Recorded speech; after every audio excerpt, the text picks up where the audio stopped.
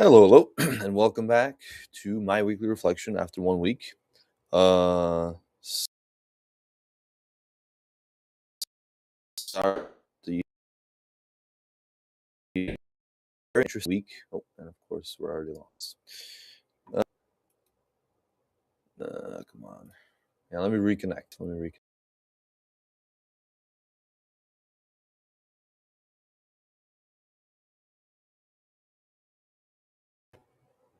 All right, we should be back. Let's see. Once again, what the heck is going on?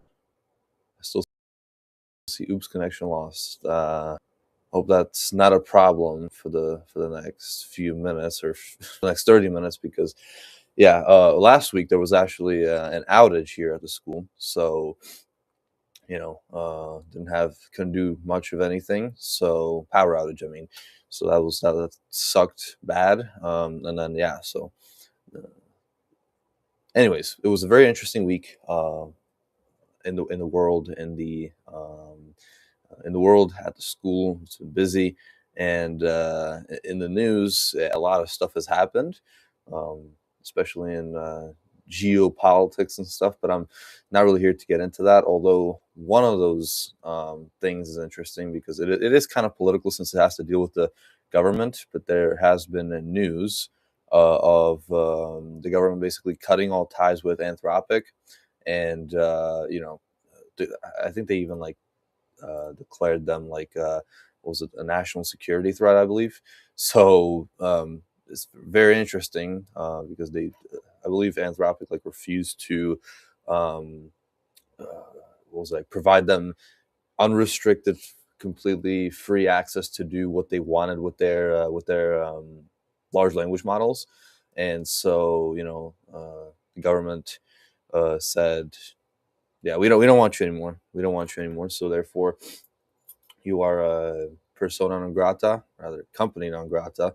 They instead took in Grok from XAI, Elon Musk's own Grok, because of course,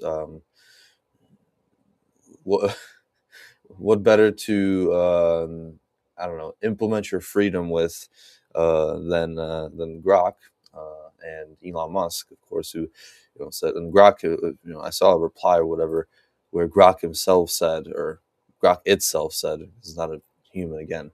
Let me find the message that Grok said. It replied to somebody on Twitter because when it was asked, it replied. Um, let's see, come on. Everything is so slow. There we go. Uh, all right, here we. No, wait, no, not yet, not yet. Come on. So far, here we go. Yeah, so they said. So they said somebody replied like Bravo, XAI, whatever, and that every other AI company should cancel their contracts and deals with the Department of Defense. And then they tagged OpenAI, Gemini, App, Perplexity, and Grok. And then Grok actually replied because it does that on the platform. If you tag it, it said, "Thanks for the mention. XAI recently agreed to let the Pentagon use Grok in classified systems for any lawful military purpose. We build AI to advance understanding of the universe and support humanity, including secure national defense." Without extra ideological guardrails, different firms choose different paths. Yeah, so they want to advance understanding of the universe and support humanity by giving the Department of Defense, you know, unlimited access to its resources, to its API, to its everything. So it's once again, that's not really good, at least for us, for everyday people, for everyday citizens. It's not amazing, and yeah, then right after that, it's what happened. All that happened with Iran, but I'm not going to get deeper into that. But it's interesting that it really did happen, like just well, not hour. Well, yeah, it was hours. It was literally hours after they cut ties with Anthropic, and yeah, so Uh, this should actually be some. Uh, this should actually be even more interesting because obviously some people at Anthropic had, uh, you know, access to these secret files or whatever, or access to just secret information. And not everybody. I'm not saying everybody did, but at least some of them, because they would have to, they were admins or whatever. So then who knows what will happen to them now? Yeah, let's see. Are we live on LinkedIn? I forgot to check that actually. Um, so this past week has been quite. How to put this? It's been quite not busy on LinkedIn. Okay, we are live. I can see myself here in the little window. It's been not busy on LinkedIn. There's not much engagement going around. Barely any at all, actually, which is really interesting. Um, I'm not sure what could be causing that, because it's the 1st of March actually. So happy first day of March, by the way. But New Year's resolutions have already kind of passed, so everybody should be back on LinkedIn. But I don't know. It's a weird. Somebody should track the weird behavior of LinkedIn users. So microphone on just in case. Yes, it is perfect. And yeah, so what else did we have? Then yesterday, I forgot to open my YouTube channel. Yesterday, I released a short about how I actually made a whole video about that last week, about basically social media on trial. How Zuckerberg and Meta and Alphabet, which owns YouTube, were put on trial by. There's 3 comments now. Oh, I didn't realize what. Oh, okay, never mind. They were sued because there was this. I believe I described it in my last live stream, because I was making a video about it. But it was this 10-year-old girl who basically just got addicted 10 years ago. When she was 10, now she's 20. But yeah, she got addicted to social media like crazy. She spent her time, all her time on social media. It got her hooked, and then caused her severe mental health issues. And then she, 10 years later, after realizing that uh, algorithms are actually built that way to increase retention and all that stuff, especially among teen users. That's who they target as their main target audience. Because it's kind of exploiting how you know developing kids work, basically, right? Because there's just no what's it called, like, impulse to stop, basically, scrolling. So you just keep scrolling. So that's their most profitable demographic, and there are really no protections if you think about it. Not that many, anyways.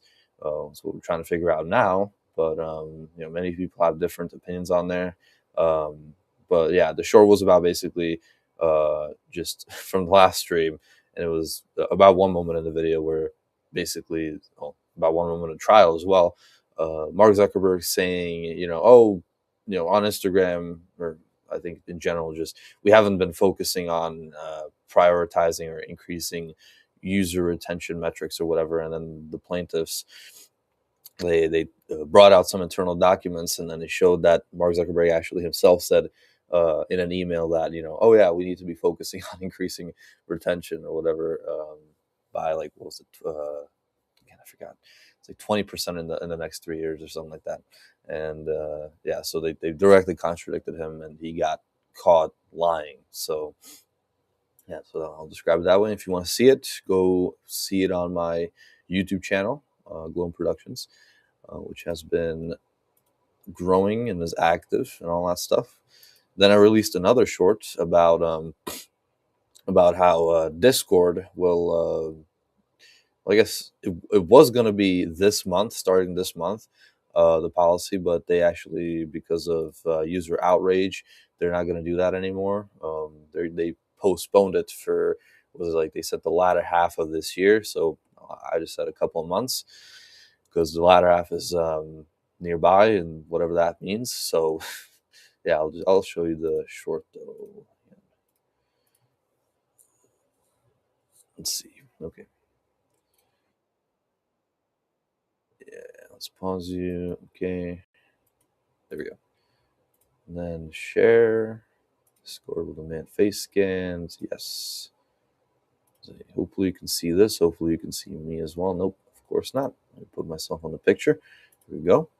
And yes, so Discord will demand face scans. Discord will soon start treating every account as a teen account. And if you want the full experience of Discord without any teen restrictions, you'll have to verify your identity with a face scan and a government-issued ID. First Roblox, then ChatGPT, and now Discord. And just like in those previous cases, their main stated reason for this is teen protection. But the more companies do this, the more it makes me think they're just trying to gather data, and they're also trying to match what you say and do on these platforms to your identity in real life. The feature was supposed to come out this March, but there was a lot of user outcry online, so Discord postponed the implementation, but only for a couple of months. And when that implementation happens, the situation will be something like hand over your papers or get treated like a child. Either way, I completely disagree with this practice, but if you have a different opinion, subscribe my channel and let me know in the comments. Discord will so that's what's going to be going down soon, just like with I'm not sure when ChatGPT will implement this or if they already have implemented this.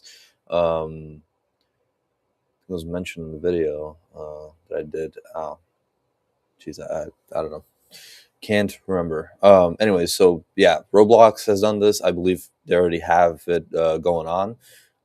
It's through a service called Persona, and then ChatGPT also has a or will have it. I'm not sure, through the same service, Persona, and the last one now, Discord, to be added to the pot. They actually, I wanted to say, I actually recorded some takes in the video, like saying that it's all through the same provider, which is even more weird. But then I read a little more into it, and it was like, um how was it exactly? They were considering it. They were even testing it out or something like that, like the service. But apparently, it did not match like their how was it worded? It did not match their like standards or something like that, user safety standards or something like that. I don't know, whatever it was. And they said, you know, actually, now that I think about it, I'm thinking more about it as I'm talking about this. It's interesting that they said that, because they were like, oh yeah, because Persona actually like stores it or something like that, and it does leave your phone. But when we use our service, it actually doesn't leave your phone at all. It's like it scans you, like your face, and in max 12 to 24 hours, it gets deleted. But it doesn't like leave your phone or whatever. I think that's what they said. But I was like, how can it not leave your phone when it has to get verified by an external algorithm, an external AI, um, and especially, like, for example, in manual reviews, when you're not sure about somebody, then somebody else has to come in, and how are they gonna see the picture if it doesn't leave your phone, right? It just doesn't make sense, right? So that just didn't make sense to me at all. Like, uh, it would be logical to prove that claim that it doesn't leave your phone. You could just turn your Wi-Fi off and then try to do the face scan. And if it doesn't let you, if it says you need to have your Wi-Fi on, you say, "Why should I have it on? I thought it doesn't leave my phone, right?" Then I'm not. Then at that point you could just get them for lying. But of course they can get away with that because it's a huge company and not a lot of people will actually um, speak up, right? They'll just most of the people that they're I bet it always seems like this. There's always like a outcry from the minority, kind of, because the rest are just ready to do it, and then you know unless they've said a lot of interesting stuff on there, because like I said, it's always going to be somehow trying to get your face to what you say on the platforms, and obviously intel gathering, because then they can sell this to more ad providers, right? Like what you talk about, they'll match it to your face, to your age, your demographic, your name, everything, where you live, because they'll have your government issued ID as well. So well, actually, in some cases, this was like the face scan especially. I think it was like either or. It wasn't face scan and government issue ID. I think I said that wrong, or maybe they will implement it. I'm not sure. Again, it hasn't been rolled out yet, so speculating about it is a little hard. But yeah, so don't worry, it doesn't leave your phone, even though it obviously does. And yeah, so interesting stuff. And then I did some more of these. Hang on, let's see. I'll show you. So I have to just talk. Here we go. Okay, not here. Here, videos shows up instead. Boom. So yeah, that's the video I did last week. The California case that could break social media. I'm not sure actually what they're seeking in that case, because it's I haven't read the like. Are they seeking restitution? I believe they are. There's going to be obviously some like financial damages, and oh yeah, that was kind of the big thing, because it's a it's not even in a huge court. It's in a California court. Yeah, it's going on in a California court, but it's not like a federal court yet. Um, but if a court, the precedent will be that if a court rules that companies can be held liable for how they build their algorithms and how it affects users, especially kids and teens, then it would have massive implications, because then every user could basically, um, claim that they have some sort of like, some going on from such an algorithm, and there could be a whole bunch of class action lawsuits just floating around. Like those. Oh yeah, have you spent at least this amount of hours on I don't know, Instagram in the past many years, or in the past like 5 years, right? And if you say yes, I have, then you can join this class action lawsuit, and it'll be something like that. It'll be exactly like that. And yeah, so they could lose a whole bunch of money, which makes it even more puzzling why they just didn't want to settle it out of court as the other companies did before, because TikTok and Snapchat separately have previously had lawsuits against them, and they did settle them out of court. They just took it and then privately settled. So but this time, for some reason, Meta and Alphabet decided to fight it, even though I'm not sure what's going on in the case right now, but I believe they are losing. So I don't know.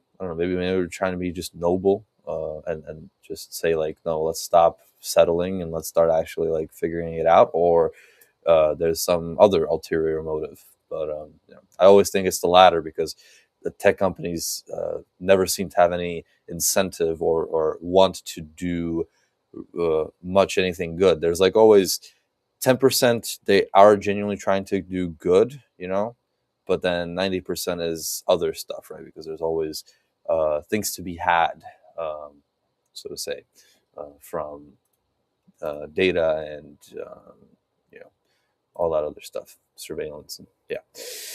And then this was also funny. Apparently, it was Waymo. Yeah, Waymo is an interesting company, interesting concept. Obviously, driverless cars.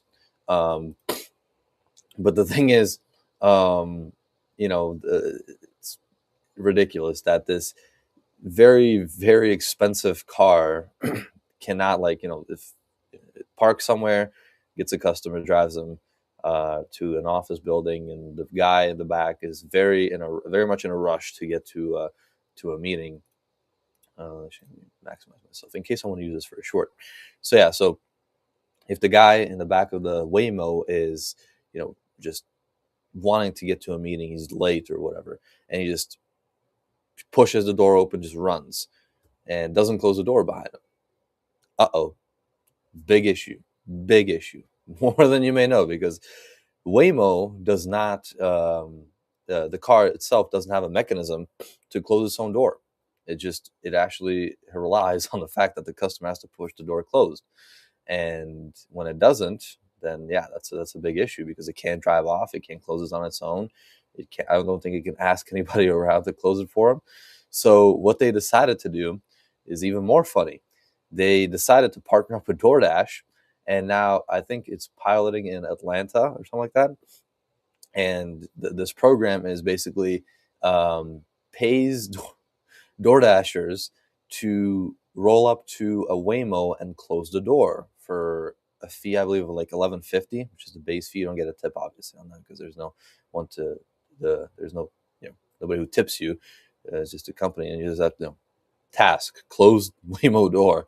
You come up, close, take a picture, I guess, or whatever, and yeah, you get 11.50. That's how it goes now. No pickups, no drop offs, just close the door. So yeah, DoorDashers are now going to be closing Waymo's doors because AI, very sophisticated, very expensive. It can drive itself. It can think for you, and yet it cannot close its own door. So it's really interesting and kind of funny. Yeah, so I'll probably use that kind of. I always try to be more on camera now because I will do more,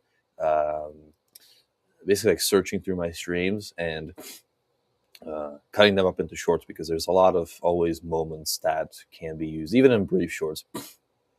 Because before what was this? I already released a couple of shorts from streams, but this one, the latest one with the Zuckerberg one, got like over 1,000 views. So yeah, I'll do more of these, and they're pretty easy to do because there's really no research required. I just take the script as is from YouTube. I have a little tool.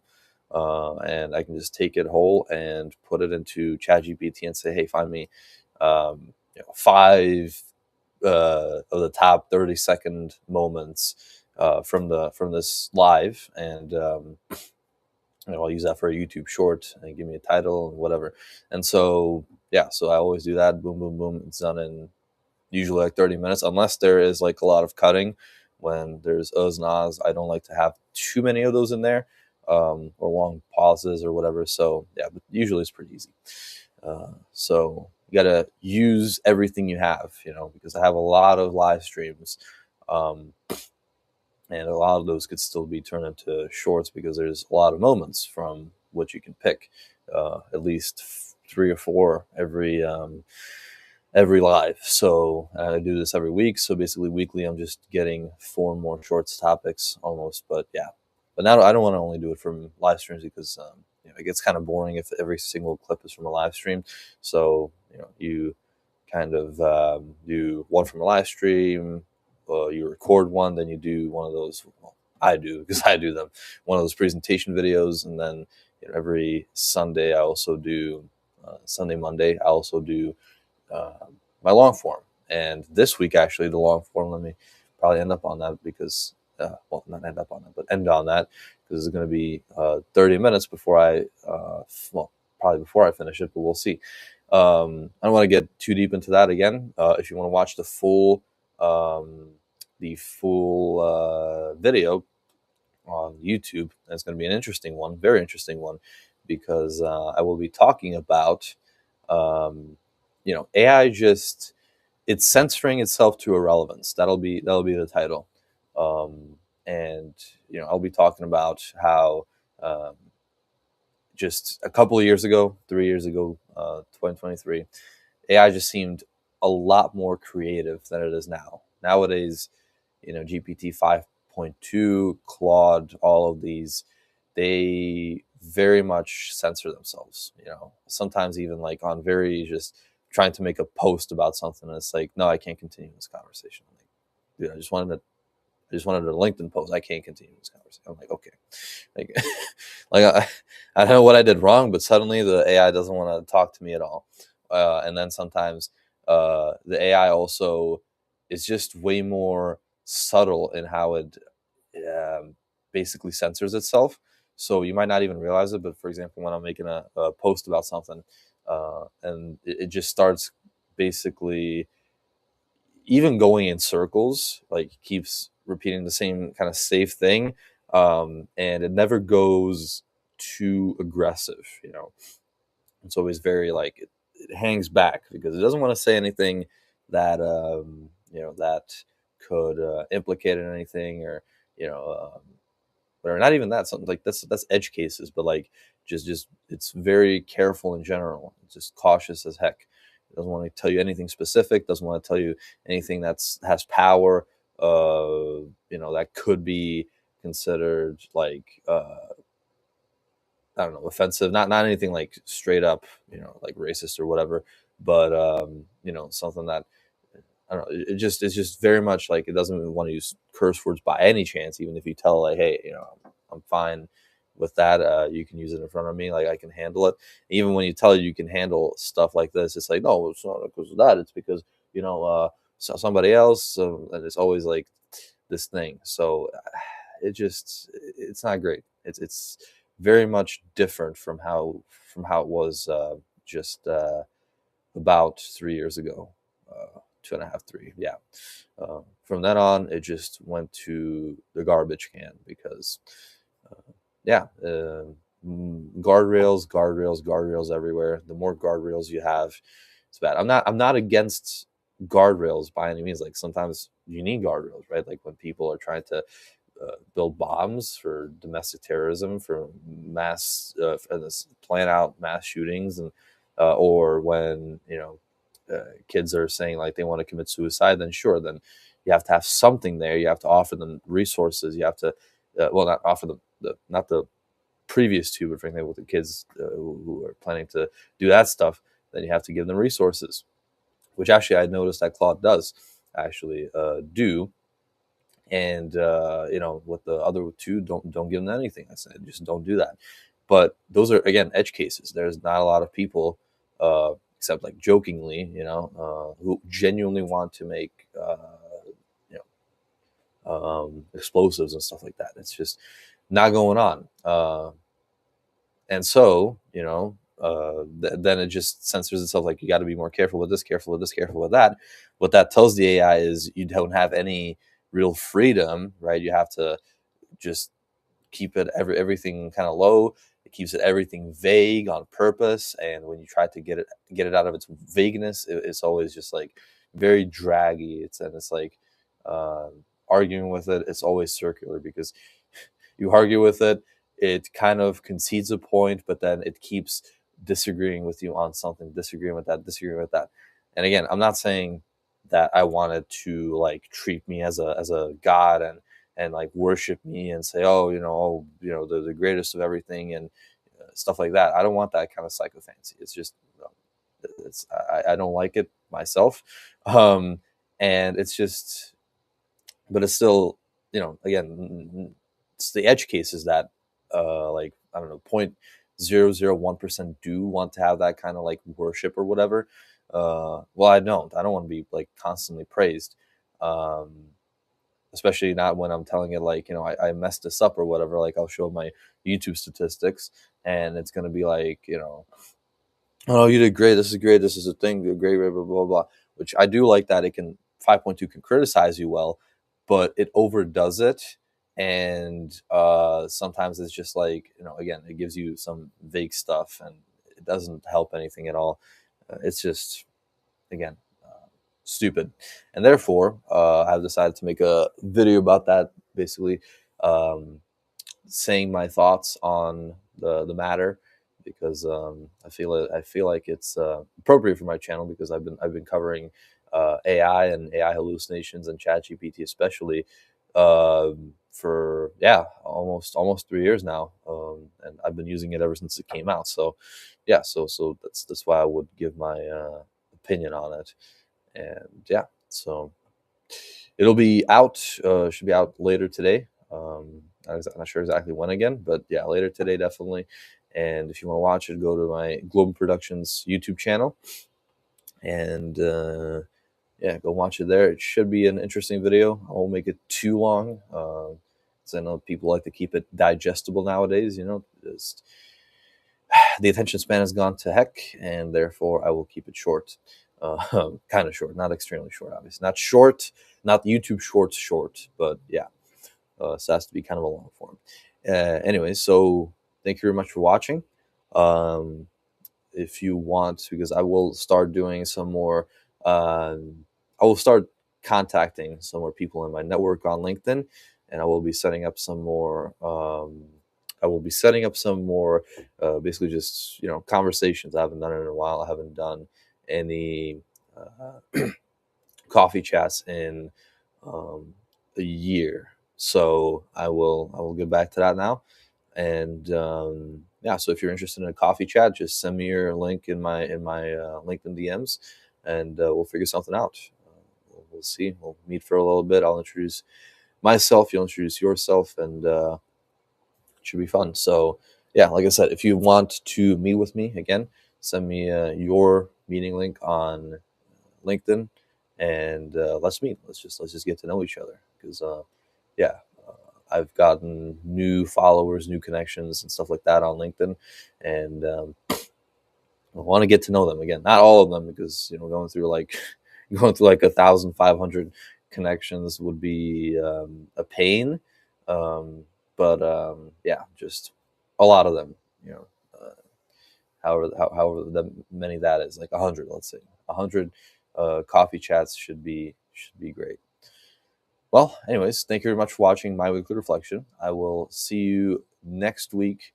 Um, on Sunday, same time, same place, LinkedIn, YouTube, Twitter, or X. I keep saying Twitter. I'll just keep calling it Twitter because everybody knows it that way. And at 12 p.m. Eastern, 11 a.m. Central. And until then, have a blessed day. Have a great week ahead. And yeah, I'll see you then. Actually, let me stop sharing. I forgot to stop sharing my screen. No, here we go. 3, 2, 1. We are back. Cool. All right. Yeah. So have a great week. Have a great rest of your day, and bye.